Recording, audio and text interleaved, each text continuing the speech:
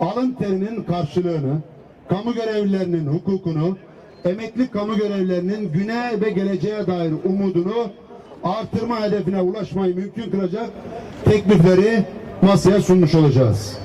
Bu noktada gerek siyasi iradeyle gerekse kamu işverenine bir hususu şu vesileyle ifade etmek istiyoruz. Adil bölüşüm, dengeli gelir dağılımı, emeğin hakkını koruma, alın terinin karşılığını artırma noktasında toplu pazarlık masası her yönüyle, sonucu ve süreciyle emsalsiz kamu bir paket olarak düşünmelerini umuyoruz. Bu fırsatı iyi değerlendirmek, seçim sorunu olmayan önümüzdeki dönemde emek kesimine, kamu görevlilerine geçim sorunu yaşatmamak gerekir diye özellikle altını çiziyoruz. Bu yönüyle toplu sözleşme tekliflerimizi kamu işverenine iletmemizle başlayacak olan 5. dönem toplu sözleşme sürecinin bütün aşamalarında ve elbette ki sonucunda kamu işveren heyetinden temel beklentimiz şudur. Kamu işvereni ve onun şahsında yürütme erki masaya adil tekliflerle gelmeli. Pazarlığa yakın dönemdeki vaatlerini gerçekleştirme fırsatı olarak görmelidir. Nimetin ve külfetin adil dağılımında hassasiyetini göstermeli, büyümeden ve refahtan pay vermeme tavrını artık bu toplu sözleşmeyle sona erdirmelidir. Devlet için dirayet, paylaşımda adalet. Devlet için dirayet, paylaşımda adalet. Devlet için dirayet, paylaşımda adalet. Toplu sözleşme masası ve metni yeni, büyük, güçlü Türkiye'nin varlığını hem maaş bordrolarındaki rakamlara yansıtmalı, hem de yasakları kaldırmalı, özgürlük alanlarını genişleterek fark ve umudu oluşturmalıdır. Biz toplu sözleşme masasından sadece maaş ve ücretlerimizi artıracak oranlar ve tutarlar noktasında artış istemiyoruz. Biz toplu sözleşme masasından dayatmalardan kurtulmamızı sağlayacak teklifler ve özgürlükler de istiyoruz. Biz toplu pazarlıkta sosyal güvenlikte adaleti ve sürdürülebilirliği destekleyen kazanımlar elde etmeyi hedefliyoruz. Biz sadece gelirde değil, vergide de adalet tesis edecek teklifleri masaya sunuyoruz.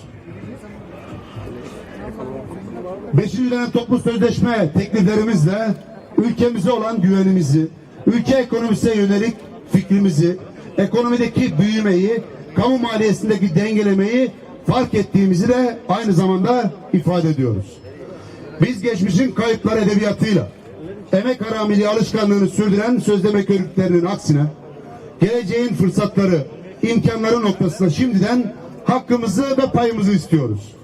Teklifler masada, memur sen sahada. Teklifler masada, memur sen sahada. Teklifler masada, memur sen sahada. Kamu işveren heyetini ve heyetin yaklaşım ve kararlarına yön veren siyasi iradeyi de toplu pazarlık masasında hakkın teslimi noktasında cömert, yasakların defi noktasında cesur olmaya davet ediyoruz.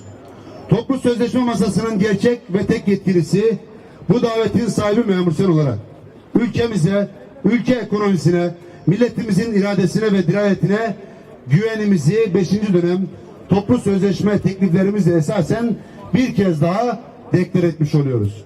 Biz görmek istiyoruz ki kamu işveren heyeti kamu görevlilerinin beklentilerini karşılayacak, adil paylaşım vasatını oluşmasını sağlayacak, kamu görevlileri zemininde kılık kıyafet, grev ve siyaset yasaklarından kurtulmayı mümkün kılacak, insan onuruna saygın iş noktasında medeniyetimizin insanı yaşat ki devlet yaşasın düsturunu toplu pazarlık süreçlerinde hakim paradigma olarak yansıtacak bu tavır ve tarzla masaya oturacak diye umut ediyor ve bunu da bu vesileyle ifade ediyor.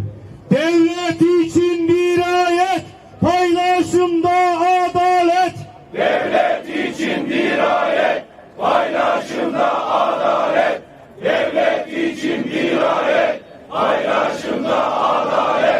Bu duygu, düşünce ve inançla masadaki gerçek ve teknikleri konfederasyon sıfatıyla memur sen olarak masaya taşıyacağımız ve kazanıma dönüştürme noktasında ter akıtıp enerji harcayacağımız kamu görevlerinin geneline yönelik 5. dönem toplu sözleşme tekliflerimizden temel nitelikte olanları detayına girmeden genel hatlarıyla sizlerle, kamuoyuyla paylaşmak istiyorum. Kamu görevlilerinin maaş ve ücretlerine artış teklifimiz şu şekildedir. Oransal zam, refah payı, seyyanen zam ve enflasyon farkı şeklindedir.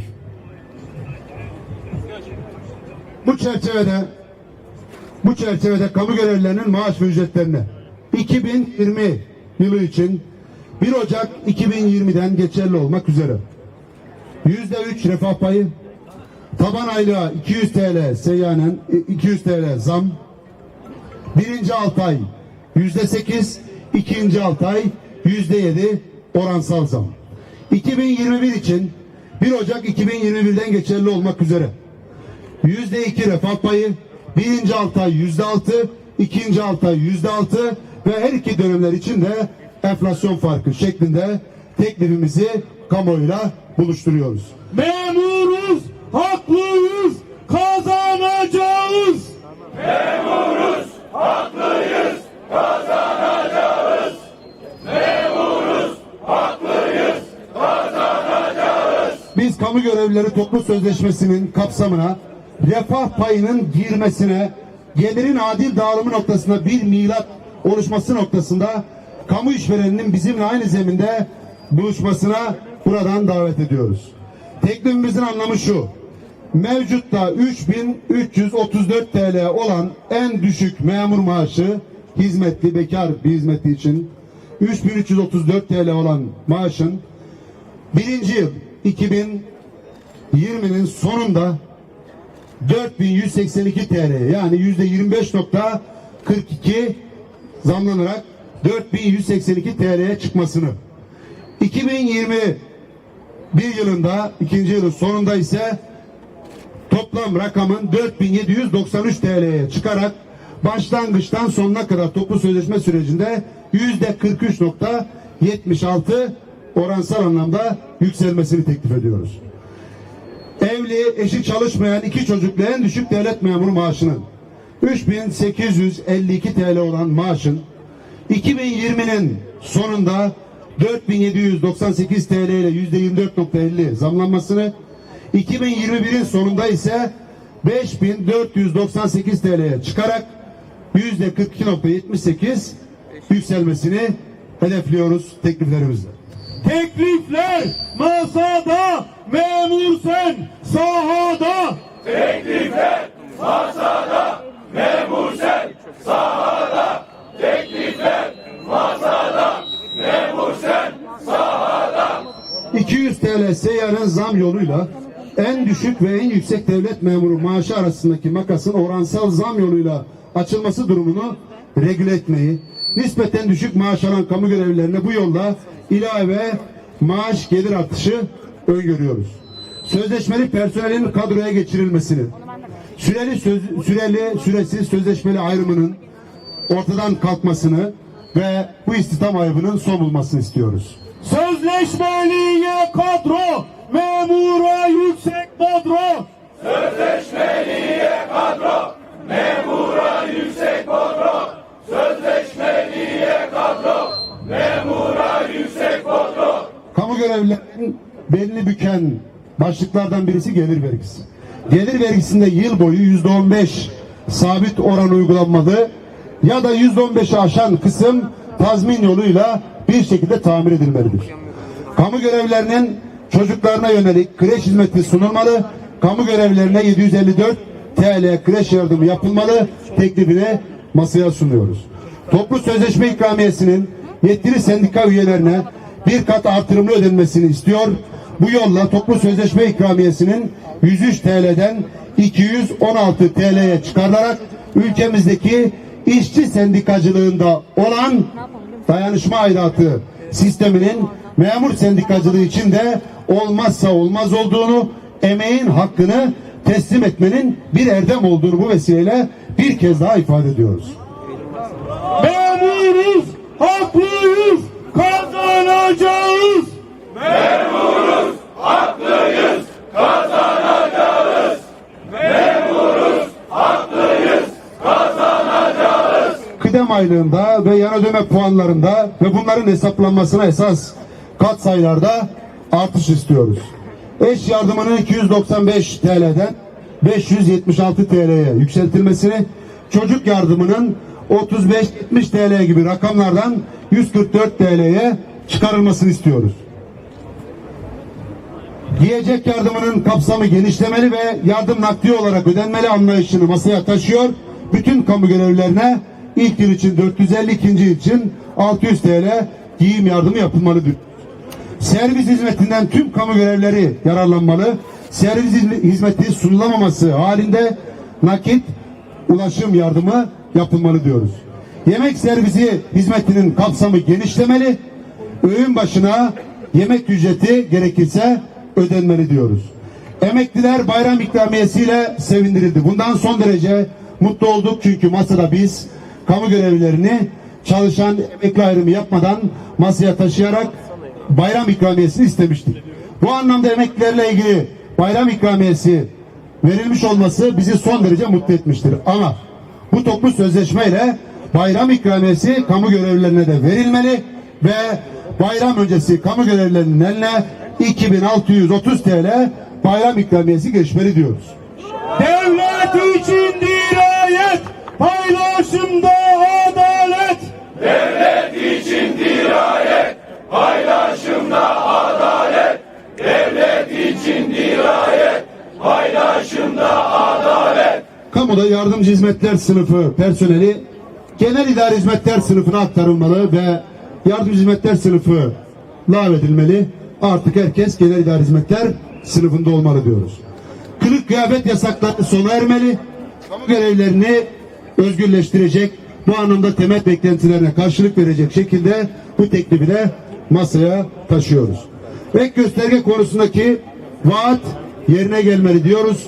Bunun da tüm kamuyu kapsayacak şekilde toplu sözleşme marifetiyle tamir edilmesini, çerçevelenmesini ve memnuniyet katsayısını üretecek şekilde toplu sözleşme sonucunda kamu görevlilerine müjde olarak verilmesi için masada ter atacağız. Ek gösterge katsayı, isteriz refah payı. Ek gösterge katsayı, isteriz refah payı. Ek gösterge katsayı, isteriz refah payı. Ek ödemelerde, özel hizmet tazminatlarında ek gösterge düzenlemesine bağlı olarak özel hizmeti tazminata yansıtma oranlarında artışlar teklif ediyor. Emekli kamu görevlilerinin eş ve çocuk yardımından yararlandırılması teklifini bir kez daha bu vesileyle masaya getiriyoruz. Sosyal yardımların aylıksız izin döneminde de ödenmesini, derece ve kademe yükselmesindeki engellerin sona ermesini, kit personelinin mağduriyetlerinin de giderilmesini masada istiyor ve ona göre burada mücadele edeceğimizi ifade ediyorum. Fazla çalışma ücreti, harcırahlar, gün şartlarına uygun olarak artırılsın diyoruz. Bu çerçevede 5. dönem toplu sözleşme sürecinin başlayacağı 1 Ağustos gününe kadar kamu işveren heyetinin tekliflerimizi inceleyerek masaya genel hatlarıyla bir teklif sunacağını umuyor. 5. dönem toplu sözleşme sürecinin Türkiye'nin heybeti ve toplu sözleşme sürecinin bereketi noktasında güven ve umut artıracak şekilde sonuçlanmasını temenni ediyoruz. Bugün ve tüm toplu sözleşme süreci boyunca bizleri ve taleplerimizi kamuoyuyla buluşturacak, kamuoyu desteği almamızı sağlayacak, katkı sunacak olan siz basın emekçisi arkadaşlarımızın basın bayramını da bu vesileyle tebrik ediyorum. Basın emekçileri bugün burada bizimle ve sizlere bu vesileyle yürekten teşekkür ediyorum. Güçlü memur, güçlü memur sen. Güçlü memur, güçlü memur sen. Güçlü memur, güçlü memur sen. Değerli arkadaşlar, son söz masaya getirdiğimiz teklifler makbul teklifler. Dolayısıyla kamu işverenden de makul adımlar bekliyoruz. Abartılı teklifler sunmadık. Gerçek, dolayısıyla verilebilir, Türkiye'nin durumuyla uyumlu bir teklifle masaya gelmiş durumdayız. Ben bu makbul tekliflere makul adımlarla karşılık verilecek olan inancımı bu vesileyle ifade ediyor. Hepinize katılımınız için ayrı ayrı teşekkür ediyorum. Memuruz, haklıyız, kazanacağız.